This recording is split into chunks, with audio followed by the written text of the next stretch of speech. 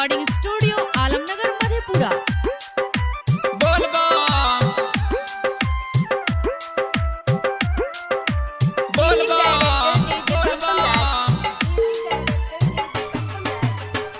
कि सावन में चलिए जइबै देवघर, सावन में चलिए जइबै देवघर, मन में हो गेलै खुशहाल हे।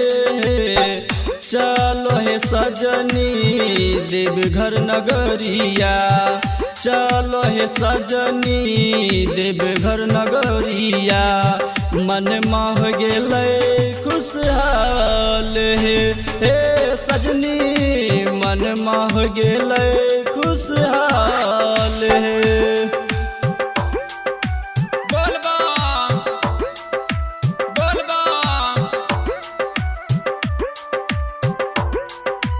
म्यूजिक डायरेक्टर डीजे पंपम राज।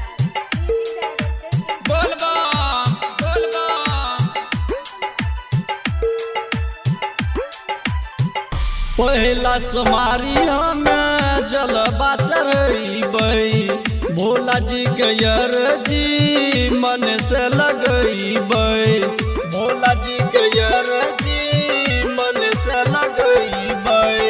पहला सोमारी हमें जलवा चढ़बै, भोला जी के अर्जी मन से लगैबै, भोला जी के दर्शन बिना लागे नहीं मनमा, भोला जी के दर्शन बिना लागे नहीं मनमा, कैसे जइबै देवघर हे। चलो हे सजनी देवघर नगरिया, चलो हे सजनी देवघर नगरिया, मन में हो गेलै खुशहाल हे सजनी, मन में हो गेलै खुशहाल हे।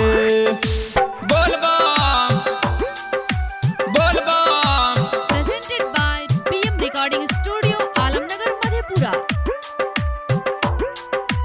म्यूजिक डायरेक्टर डीजे पंपम राज।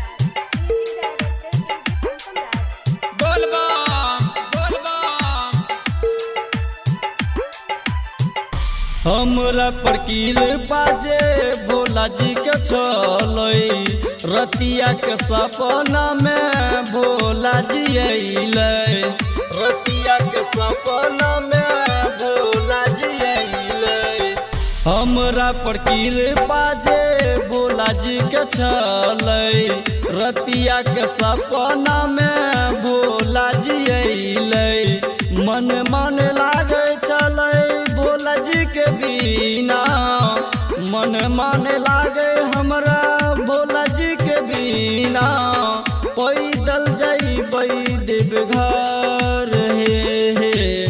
चलो हे सजनी देवघर नगरिया, चलो हे सजनी देवघर नगरिया, मन में हो गेलै खुशहाल हे सजनी, मन में हो गेलै खुशहाल।